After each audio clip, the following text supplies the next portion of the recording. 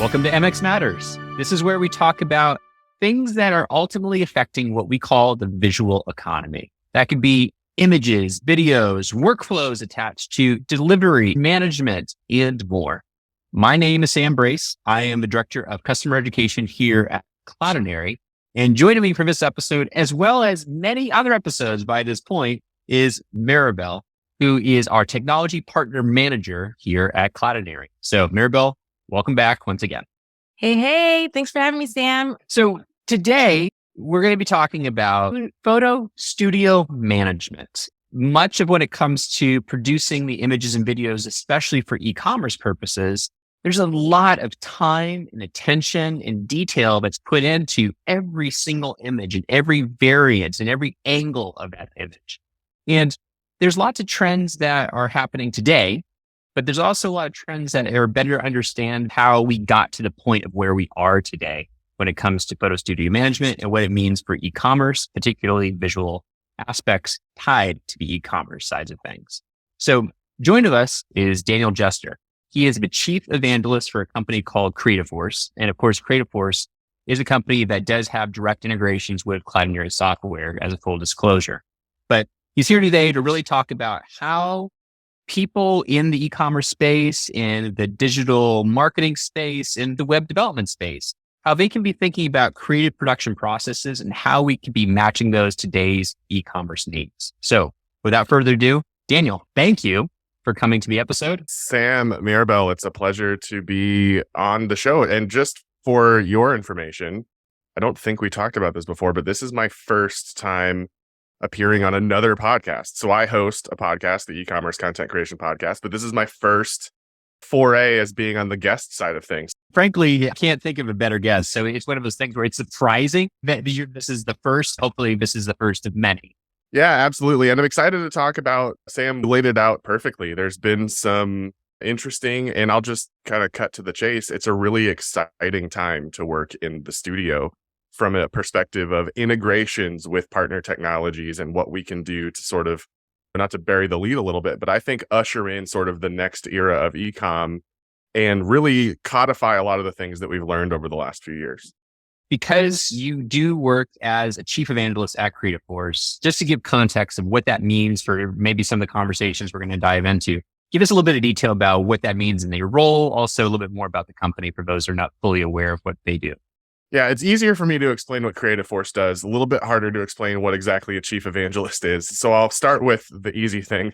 Creative Force makes end-to-end production software for photo studios, for basically scaled up e-commerce photo studios. And to give your listeners a little bit of an insight into the landscape, we've learned a lot over the last 13, 14 years of producing imagery at scale for e-commerce. And I say that amount of time because I think that this modern age of creative production for e-commerce was really born out of the 2008, 2009 recession. It didn't really get rolling till a little bit into the 2010s. But the way that we do it today was born there. We, of course, have been producing images in order to sell people things for hundreds of years, way back to product illustrators and then up through traditional photography once photography sort of took over from illustration. And then a couple of things happened. 2005, we really started to see widespread adoption of digital workflows. There were a lot of people that are still in the industry today that basically created the best practices for what a digital workflow in commercial photography looks like. But the recession really changed companies' minds about how seriously they needed to take e-comm. Of course, e-comm had been around, but there were some companies that maybe were holding out or weren't as committed to it. But with that recession, they saw the need to diversify their offering away from brick and mortar and into other spaces, this new e-comm channel.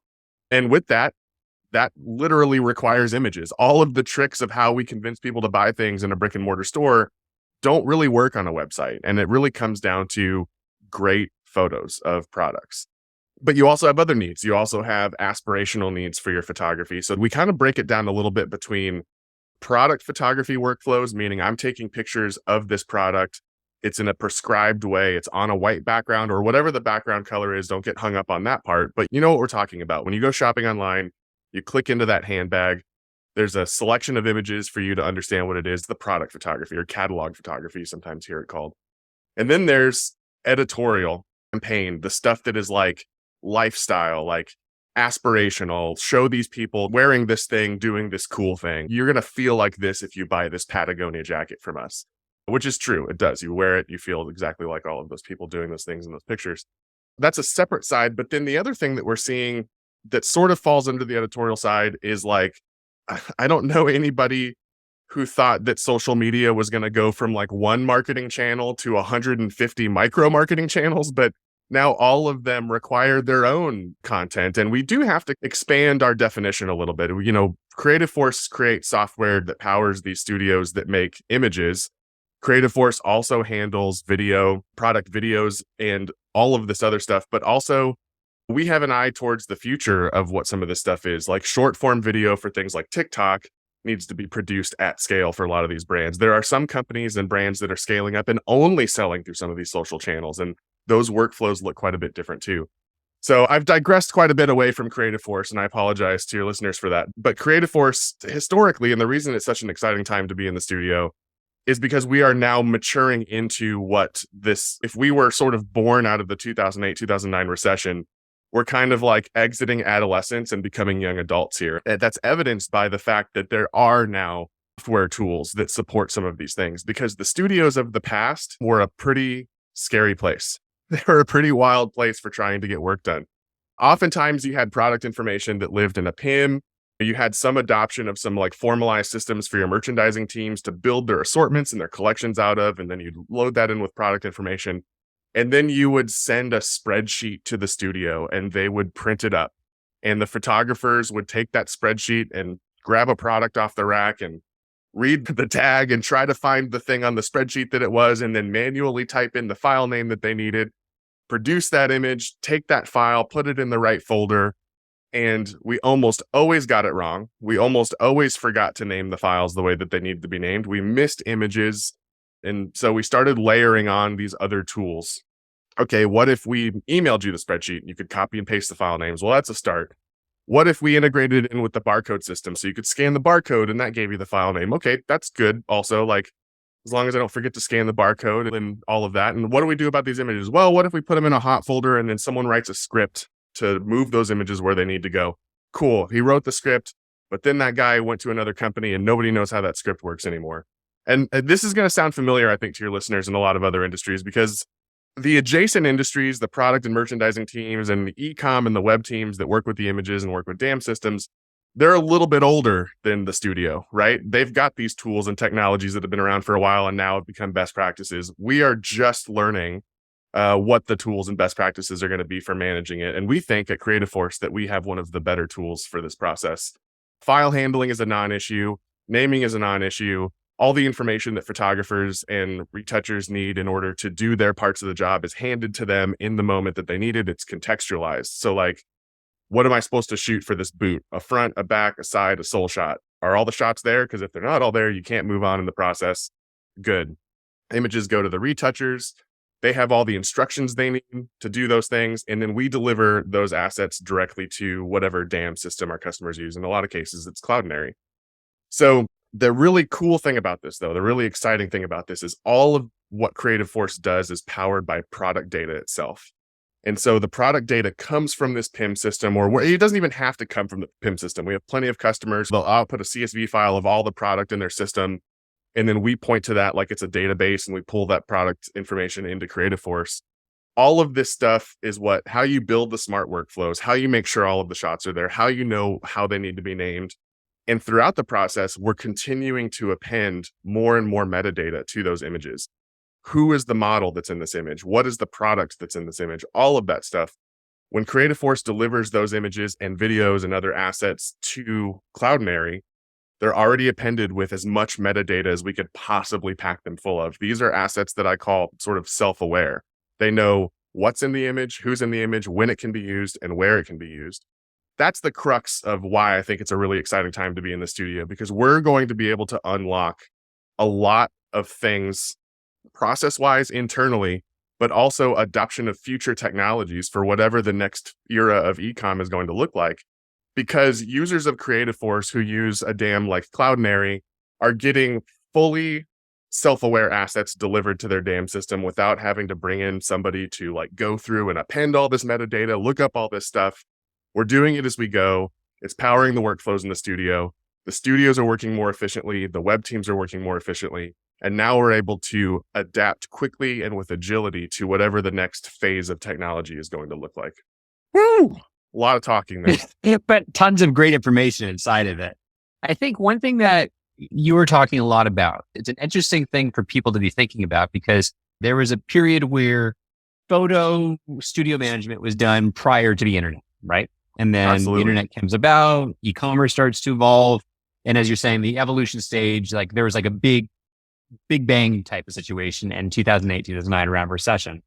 But I'd like to package that a little bit because what I could see potentially happening, let me know if my hunch is right in this, is that if you have a brand that was there pre big bang for e-commerce, like think about like big box stores, big retailers that are inside of malls, like a Macy's would be an example I would think of. Yeah. They've been around since I can imagine. There's never been a world where there's never been a Macy's in my mind. But then you think about new amazing brands that have come out over the past since the e-commerce boom that you're describing, like an Allbirds, I would think of, maybe that has amazing shoes, amazing e-commerce presence.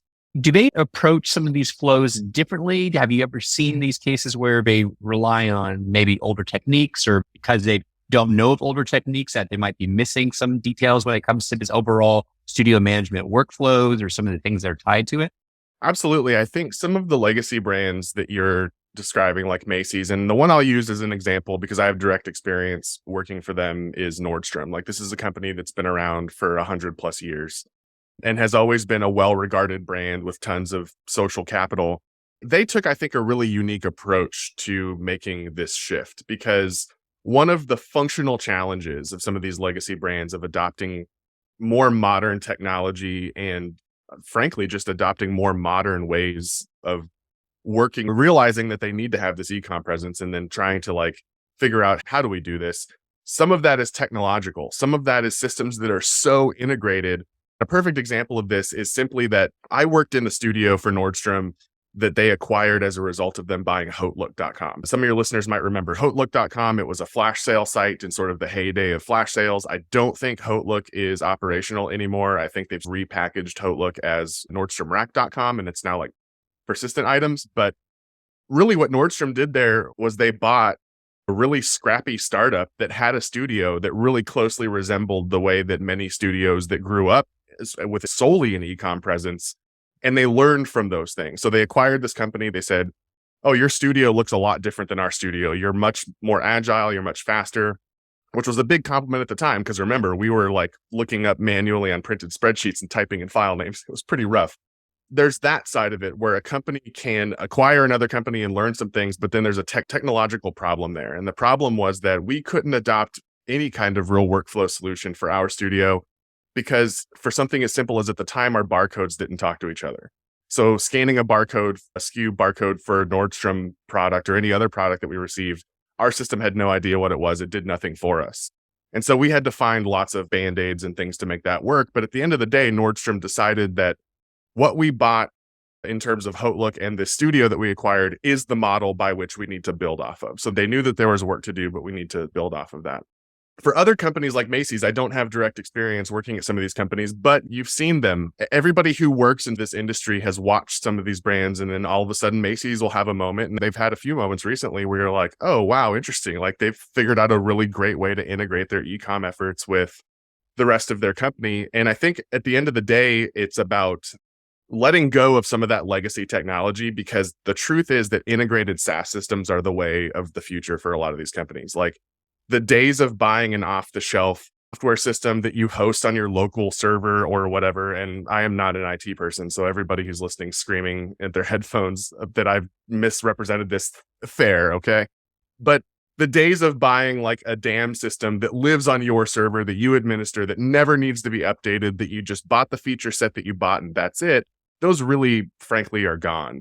I believe, especially from the studio, that any company, a legacy company or a company that was born of the e-commerce era, has to understand that SaaS systems that are being administered by people who care about that product and providing the support that it needs to continue to grow feature sets are the way forward. technology that integrates with adjacent technologies, and those integrations have to enhance each other. And that's kind of like the relationship between Creative Force and something, a dam like Cloudinary, which is that it's not enough for us to just feed those images in, but we want Cloudinary to be able to take advantage of the things that Creative Force can do in terms of like collecting and appending metadata and providing those types of assets. So really, the legacy companies, there has to be somebody bold enough at some level. And you see them learning this. I think Nordstrom learned it early on. Macy's was a little bit later. I still feel like I'm kind of waiting for JCPenney to have this moment, because I know JCPenney has a huge studio in Dallas, and I know that they've been producing images for a long time, but we're still waiting on that one to see what's going to happen. But really, it's about adopting this idea that your technology needs to speak to each other. You need to let the professionals produce this technology and support it, because every studio I've ever worked in that's had a homebrew solution or some other legacy solution, future support becomes a problem, and then you can't get support for it. Even at Amazon, working at Amazon, we had home-built systems that the studio used that they chose to no longer support after they were deployed. They were not going to dedicate any more programmer resources to this thing. When you work with a system, proven SaaS system, you're not just buying that technology, you're buying almost every future iteration of that technology. You're buying a system that is more akin to Lego bricks that can be built and integrated off of each other with other things. And you're buying millions of dollars of development resources that are dedicated to making that product better.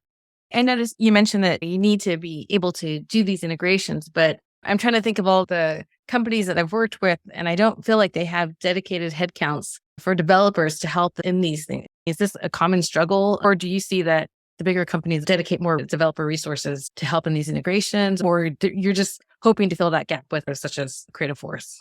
I think the idea is to reduce the lift of your own development resources. Every organization, I think, needs those people in-house. And the model that we've seen with Creative Force that I think works really well, our customers that have, I think, the most success with our tool and with taking advantage of integrations with other tools are the people that just simply have a subject matter expert, somebody who's taken the time. And in some cases, it's actually reflected in our title. Many of our European customers will have somebody on staff who their whole job is project manager for Creative Force. And they work for Boohoo, one of our biggest customers in Europe, Boohoo Group.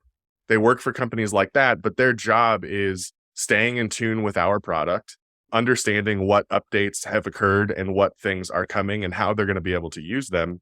A lot of times they also function as a train the trainer kind of thing. For a software like Creative Force, that's really important because our software touches a lot of things and it covers and alleviates a lot of complexity in the studio. And as a result of that, you really have to have somebody who knows Creative Force really well inside and out. And we provide a lot of support for that. But for us, it's really about two things: providing as much support for our customers as we can give them reasonably. We're still a company. We still have to operate like a company. We have to make a profit and have like reasonable headcount and that kind of thing. But we want to give as much support to our customers as possible. And we also want to make it as easy as possible for their development resources to plug in with us. And so just to give you a specific example of this, you don't have to have a PIM system or be able to integrate with a PIM system to take advantage of Creative Force on like day one of implementation.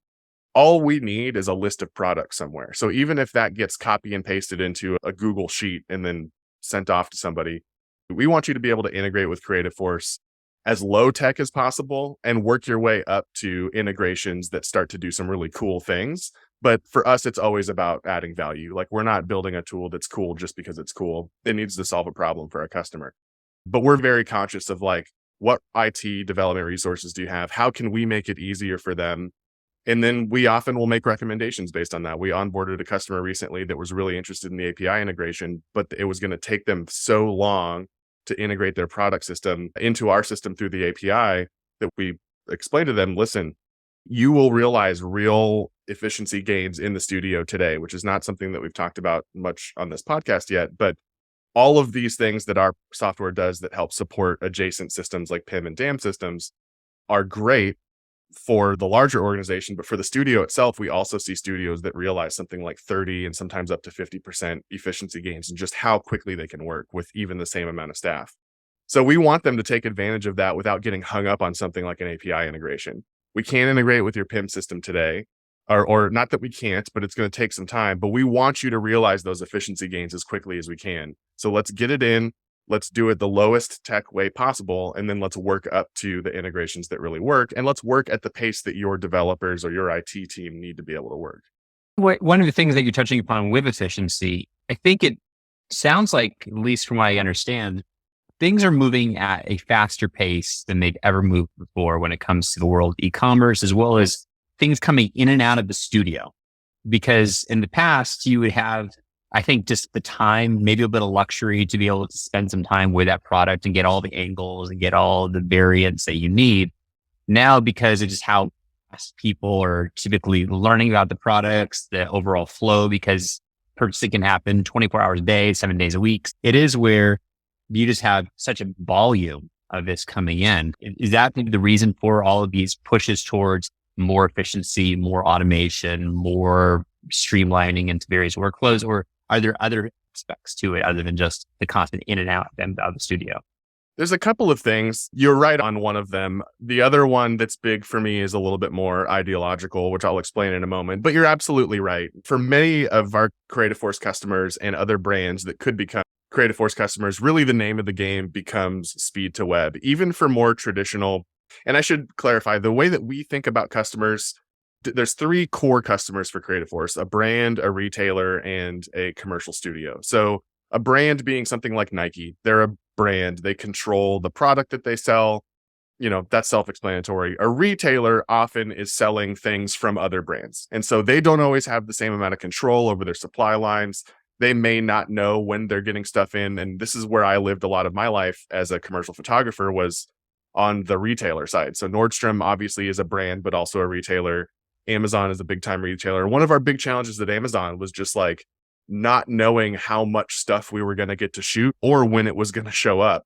And so what that boiled down to was, when we did get it, we had an SLA in the studio, a service level agreement, to have those images shot and on their way out of the studio within 3 days. And so we needed to have as much of the sort of legwork done around producing an image as possible. Historically, there was a dramatic difference in the way that photography happened. Most of the times you're talking about seasonal releases from a brand, and then that imagery would trickle its way down to the retailers. There may not have been as many retailers who were producing images themselves. They would take these images from the brand and use them for whatever they needed to use them for. In some cases, they might shoot them themselves. I mean, think about Amazon in 2006. It was just a different kind of thing than it was today. What that meant was you had months. You usually had months. You were working on behalf of the brand, and you had astronomical budgets and astronomical amounts of time to shoot this stuff. There was shoots that would happen, especially thinking back to like the catalog days, where 1 or 2 entire days was dedicated to producing a single shot, the cover shot for that catalog. And those days largely are pretty much gone. The days of that size of budget and having that amount of time, because as we know, the internet age, and in particular, whatever phase of the internet age that we're in now, things just move so quickly. You don't always have the luxury of having 8 months of time between the time when you're developing your collection and when you're going to release it. Some brands certainly still do, but we're seeing more and more brands moving away from the traditional sort of fashion seasons. Of course, like the major fashion houses, which they tend to be slower to adopt these things anyway. I think like some of the major fashion brands, thinking about like Tom Brown, one of my personal favorites, I think launched their first e-comm website in like 2018 or 2019 or something. We're not talking about these guys that are slower to adopt to some of this technology, but it's to the point now where you're seeing many brands that are doing monthly releases of their product. And so their own product development cycle has gotten a lot shorter. And in order to support that and maintain relevance, their need to produce assets needs to be a little bit faster. And since 2008, we've learned how to shoot these things really fast to a really high degree of quality. Again, going back to the exciting time for the studio, part of it is we now have people like myself who grew up in these studios with 10 to 15 years of experience doing this thing exactly, this exact thing, shooting product, getting it through the studio as quickly as possible, learning how to do it fast and to a really high degree of quality. But we're seeing brands and retailers realizing that these studios that they have that used to be considered sort of a cost center. It was a cost of doing business of having a website that you sold things. We have to shoot this stuff to get it online to sell it. So I begrudgingly have to spend all this money to have a studio. There's some CapEx and there's some ongoing expenses involved with the studio, payroll and things like that. In the past, it's largely been regarded as a cost center, and I've seen all sorts of shell games about how they sort of bury the cost of the studio budget into other line items and things like that. It's all really strange. But what we're realizing now, what we're shifting away from, we know how to do this fast. We know how to do this to a high degree of quality. And it turns out customers care about aesthetics. And the studios and the creative talent that many of these brands and retailers have, in a lot of cases in-house, are now representing a kind of a strategic advantage to their own ability to sell in the market because everybody's producing a lot of product and a lot of images. In some ways, it's a little bit like an arms race. I don't like to use that analogy too much because it's a little morbid, but in some ways, it's a little bit of an arms race where you've just got people who are moving very quickly, creating new product very quickly, getting it out. And then more importantly, if social media is a huge part of their go-to-market strategy, with social media, you need to be able to react in almost real time. You need to be able to see what trends are happening and jump on them immediately. Because if you even wait a week, you may have missed it.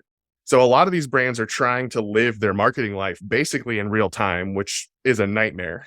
And so getting imagery produced, getting it done as quickly as possible, both in line with your product release schedule, but also to meet the demand of your marketing needs is really the name of the game. But then also the CFOs who were pissed that they had to spend $100,000 to open a new studio are like, well, wait a minute.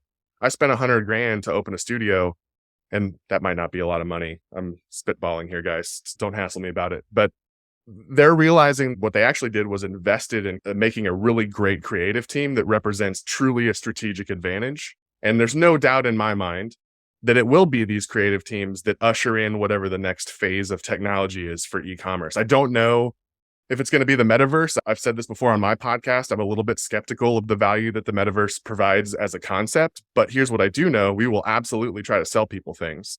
And it will absolutely be the creative teams that work in these studios today that figure out how to do that, how to create the assets, create the imagery, and create the environments to sell these things to people. It really has become, in a lot of ways, about speed, and that has to do with just the speed at which technology moves. And again, that really speaks to why we need a shift in mentality about the tools that we use to support these things, because your tool needs to be as adaptable as everybody else. You're just not going to be able to adapt to some new outlet somewhere, some new need for marketing imagery as quickly without a system that you can adapt it into very quickly. So you're talking about speed, and it sounds like everything's clockwork, but it's interesting to see that not everyone has figured this out. So from intake to online, how fast can we get instead of having items sit in a warehouse? What are the variables that you see or the hiccups that are causing the slowdowns? Where can things speed up? Excellent question. A very excellent question, Maribel. And I talk a lot about this because it really speaks to a topic that creatives hate, but need to learn how to love, which is the idea of flow production. If anybody listening to this podcast is familiar with flow production, I don't think Toyota necessarily invented it, but they definitely perfected it. Henry Ford, I guess, really technically invented it, and Toyota has taken it to an entire new level. But the idea is you break apart these tasks that need to happen. So to run down them really quickly, in a photo studio, to take a picture of something as simple as a t-shirt, there's tons of things that need to happen. That t-shirt needs to be packaged up and shipped to the studio. When it arrives at the studio, it needs to be unpacked and it needs to be prepared to be shot, because the t-shirt that's been packed is wrinkled and it's creased and it's not going to look good. So it needs to be taken out of its packaging. It needs to be steamed. Most of the time, standard practice in a studio is to have an assistant with a steamer that's steaming a rack full of garments. There's only X number of garments that a steamer can do in a day. That garment then needs to go to whichever set it needs to be shot on first. A really common workflow for a lot of apparel brands is to shoot something called flat, sometimes called ghost mannequin. The bottom line is it's that t-shirt isolated by itself. It's not in a model. It's just by itself. But then probably that t-shirt also needs to be shot on model. So it needs to now go to 2 different sets. It probably needs to go to a retoucher because it turns out customers care that the color of a t-shirt is accurate. So we need to make sure that what we photographed looks like the actual product itself. So it helps to have the retoucher have the physical product in front of them. That's a big thing in Creative Force, this idea of color references where we can capture the accurate color of something and then pass that information through the process, because that's one of your biggest reasons for returns. Everybody listening to this podcast and everybody participating in it right now has bought something that arrived that was not the color they expected it to be and probably resulted in a return. Scale is another big one. How big is this wallet or handbag? I bought it online sight unseen, except for the photos, and it turns out it's much smaller and much bigger than I anticipated. Another huge sort of return reason. But all of these steps in unpacking the product, steaming the product, prepping it to get shot, photography, retouching, all of those things represent a bottleneck. And in flow production, the idea is to eliminate bottlenecks that are unnecessary and then protect and expand bottlenecks that are necessary as much as possible. And the way that we do that, expanding those bottlenecks, because all of these bottlenecks are actually super necessary. You need to have people who are dedicated to unpacking the product. They pass it to the next person who steams it. They pass it to the next person who shoots it. They pass it to the next person who does the retouching. And then in Creative Force, images at that point are just automatically delivered as opposed to having somebody have to manually do something.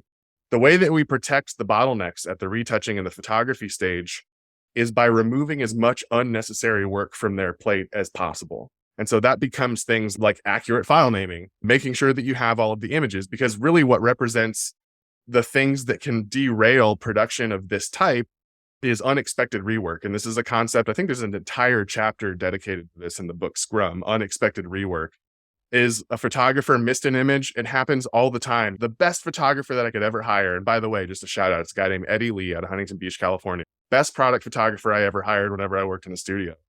That guy still misses images. He still misnames images. He's a human being. So finding technological ways to reduce or eliminate rework is one. And I think the next sort of phase of this is getting really granular with the things that you take away. So there's a company out there called OrbitView, which makes these devices which are designed to automatically shoot a product. They still need a photographer, in some cases, an assistant to operate this device. But we start to have to think about what are value-added tasks. That's a big concept in Scrum and flow production. What tasks add value to the end customer and what tasks don't? And we have to get really granular about the way that we think of these things. Is there any value to the end customer for a photographer to move a camera because they need to shoot a separate angle? Not really. Is there any value in the customer to move or adjust a light or move the product? Those are things that robots can do. And in the case of OrbitView, they do that. They have a turntable. Like if you're shooting a shoe, you can set the shoe on that. If you're shooting a garment, that works a little bit differently. But then it knows what images you need. The photographer is still there making aesthetic decisions about the shoe or the garment, making lighting decisions about the product that they're shooting, doing all of the same things that were creative as before, but now they're not focused on, is my camera in the right position or is the product in the exact right position? Because those are things that reduce the throughput of that bottleneck. All of those little things of like having to think about file handling, file naming, having to think about, am I shooting this to the correct style guide? All of these things are problems we can solve with technology. That is one less thing for that photographer or retoucher or anybody else in the process to have to think about.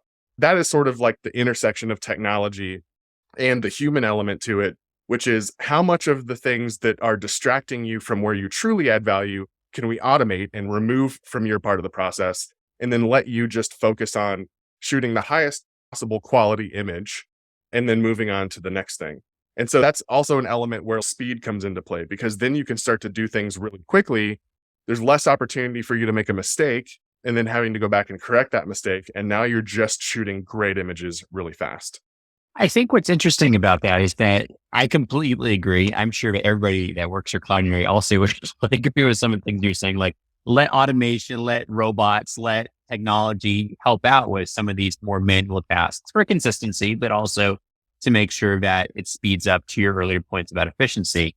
One of the areas that we've seen a lot of that is when it comes to metadata, in terms of being able to help create some of that, maybe with some AI technology, make sure that we're able to bring over metadata sets very quickly, because that helps with a lot of details for searchability, findability, internally, externally. Have you found that also to be the same when it comes to the creative production workflows?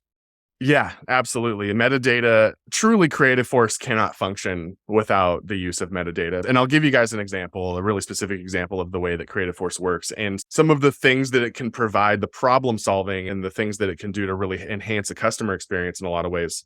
One thing, we can turn any data about the product into metadata that's appended to an image. And so the minimum that we need is we need some kind of a unique ID, like a SKU. And then we need a category for that image. So we need the SKU, and then I'm going to say swimsuit. The category is swimsuit. In Creative Force, we build a workflow for products that are categorized as swimsuits. And then our art directors come in and they define what are the shots that we need for a swimsuit. What is the retouching process going to look like for a swimsuit? What are the technical requirements for images for swimsuits? And then where do they need to go when we're done shooting them? Where do they need to be delivered? And they build all of that. And so that's the bare minimum information that we need. We can accept a ton more information and it can be used in some really interesting ways. So for one thing, in Creative Force, we build product properties. You can have as many of them. Any Creative Force user can have as many properties as they want. So like literally, if you want to append every single little tidbit of product data that your product team has to an image, we can do that very easily. The other thing I want to mention is in Creative Force that we can build custom metadata schemas that are readable by Cloudinary so that we're not dumping data into containers that don't make any sense. Like we're not putting the photographer's name in the description field because that's all there is. We're creating a schema that says photographer, stylist, model, color family, season, all of that kind of stuff so that it's very clear to anybody looking at that metadata what that data they're looking at is supposed to be, right? So going back to the workflow thing though, in the case of swimsuits, super common for a swimsuit to be reversible. You see it if you've ever shot for a swimsuit, especially women's swimsuits, being reversible is a huge thing.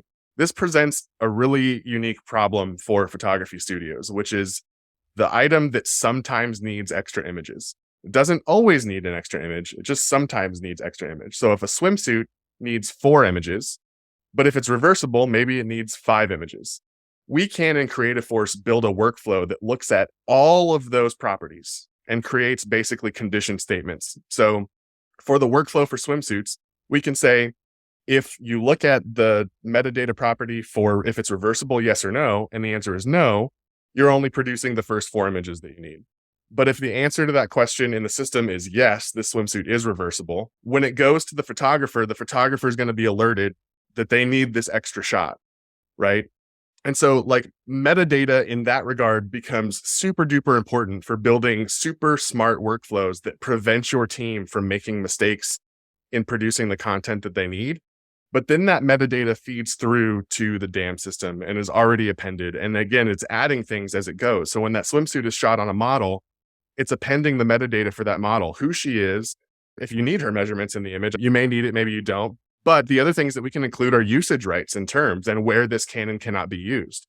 So these are big things. And I think anybody listening to this podcast has probably experienced that nightmare scenario of where something gets used on social and it shouldn't have been. They didn't actually have permission from that model's agency to use that on social. It was only supposed to be used online.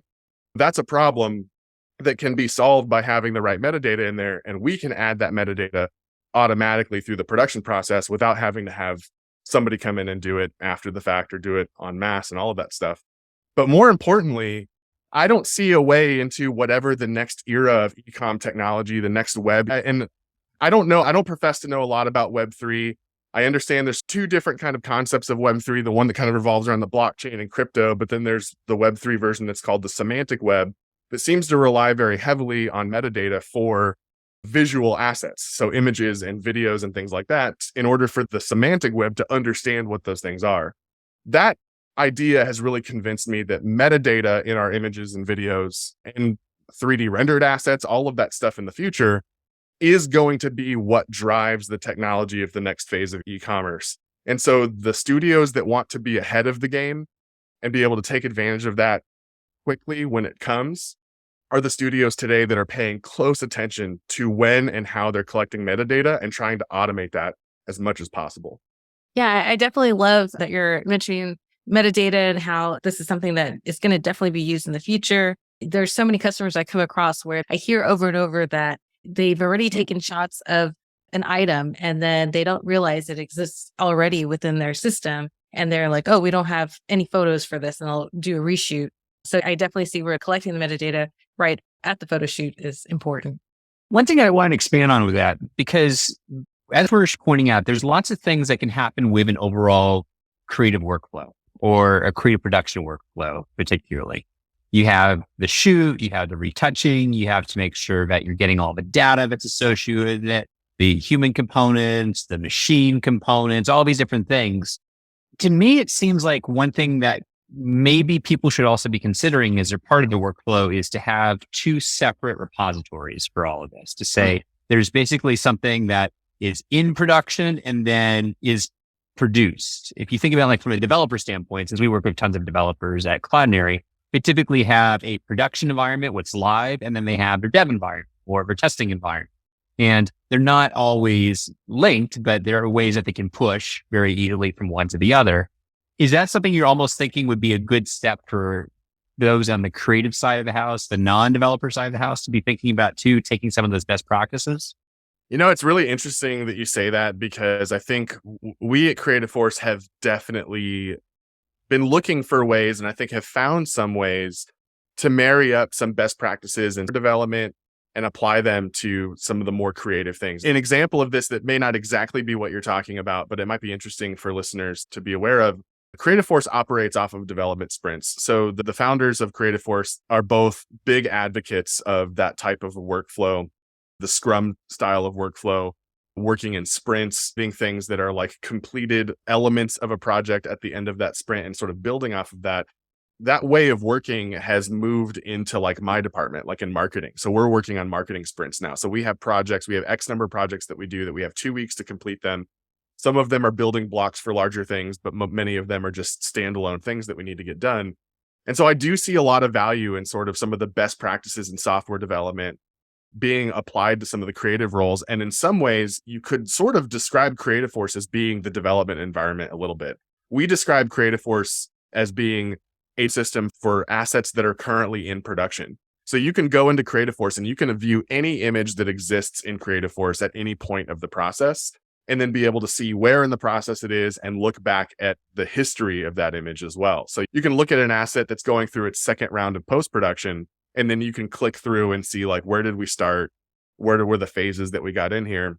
And then all of those things, once they're done and all approved and everybody has viewed these assets and said, these are good to go, then they get pushed to the DAM and now they're into live environment.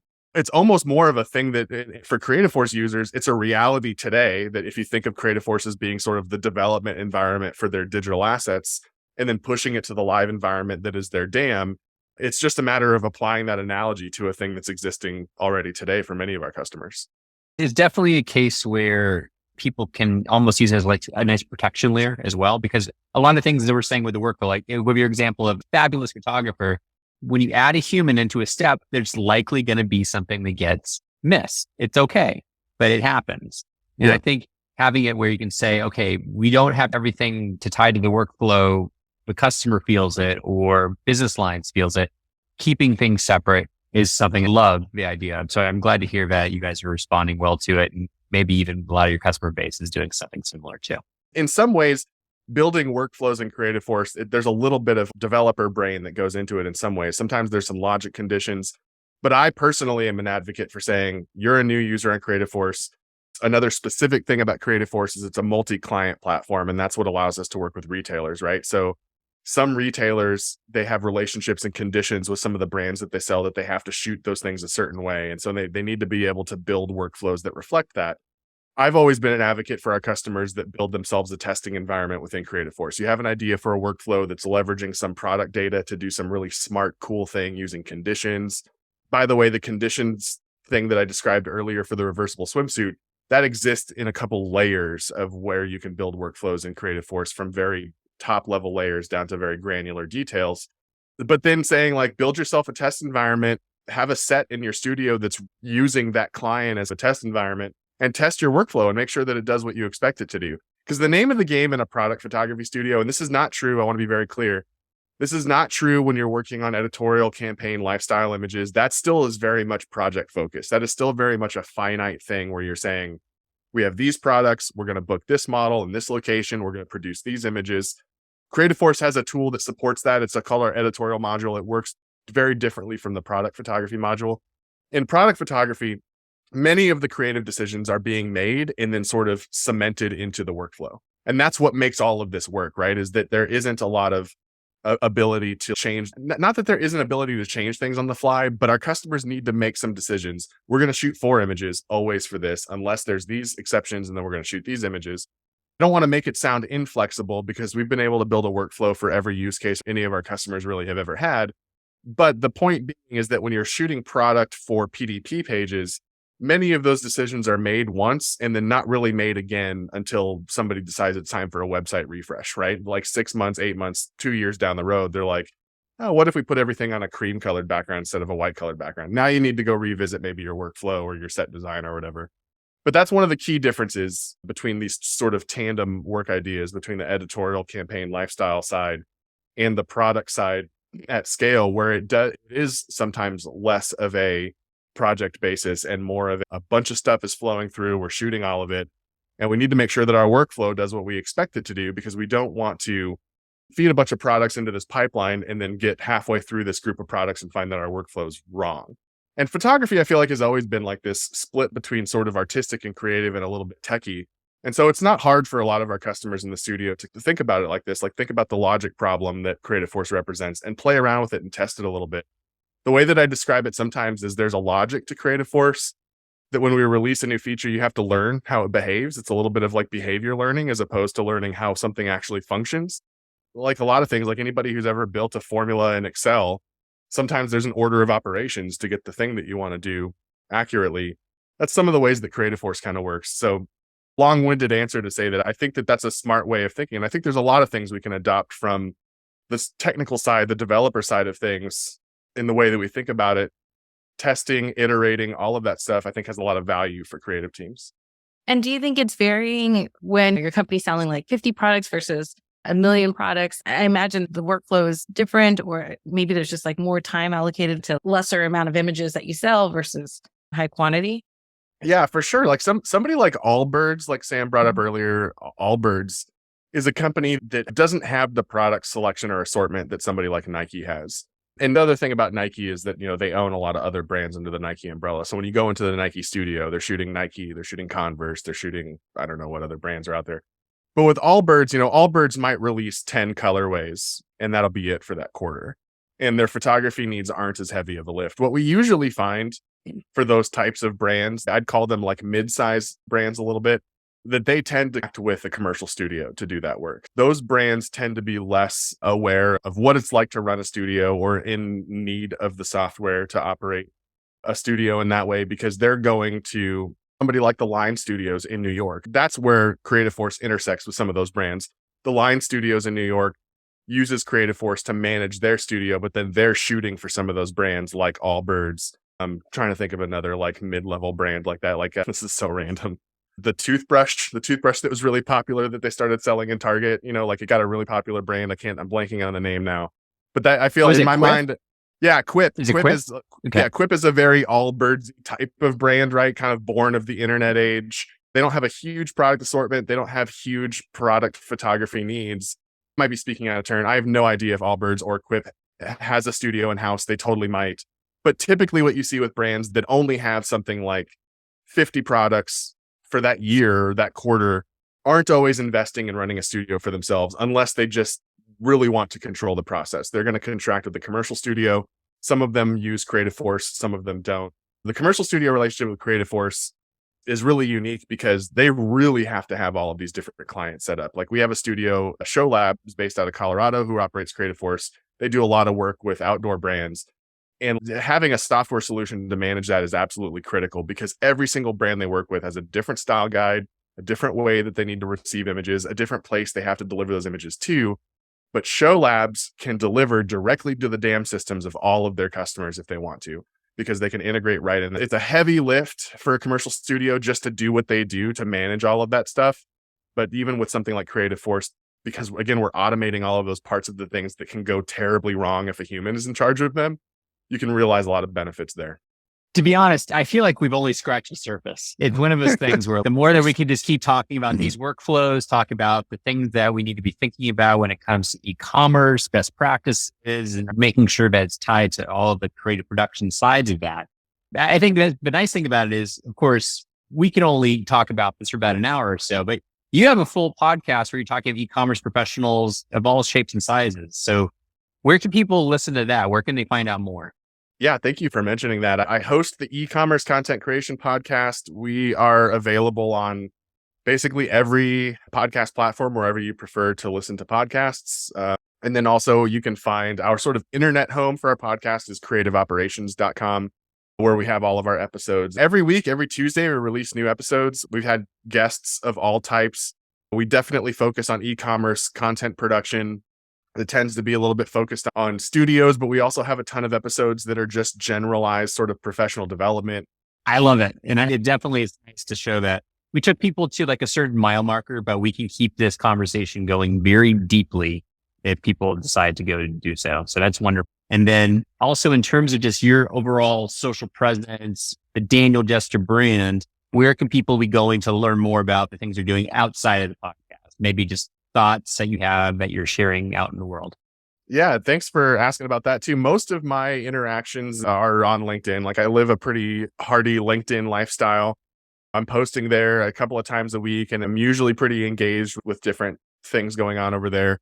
And then Maribel, we've touched upon this throughout this entire episode that there's integrations between Cloudinary and Creative Force. But let's say that someone's listening to this like, well, how do I become like Creative Force and become a partner and work with Cloudinary? Where should they go? On Cloudinary, we have our website where you can go to our partners page. It's cloudinary.com/partners. We have a tech partner section, and it has like how to build your own integration and who you can contact, best practices on when you're building your integration. So check that out and reach out, and you're probably going to get connected to me. And so excited to hopefully work with you. And I will say, so you don't have to say it, but I fully believe it, that if anybody does get connected to you, they're very good hands. I can't believe the amount of service that you provide. So hopefully Creative Force has felt that. I know that I'm sure that many other tech partners have too.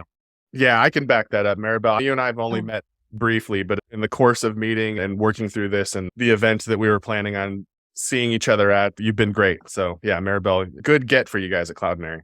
Oh, thanks. Appreciate it. For all of you guys that already have taken the time to listen to us all the way to the end, thank you. This is wonderful to have you to be a podcast listener, podcast consumer in this way. And of course, just as Daniel was saying about his own podcast, if you are so inclined to keep listening, make sure to give us a like, give us a subscribe, let us know what you think of this overall program, and stick around because we're going to be putting out more and more regular episodes talking about the trends with the visual economy in upcoming MX Matters episodes. So on behalf of everybody at Cloudinary, I imagine on behalf of everybody at Creative Force as well, thank you for taking the time, and we'll see you at the next episode.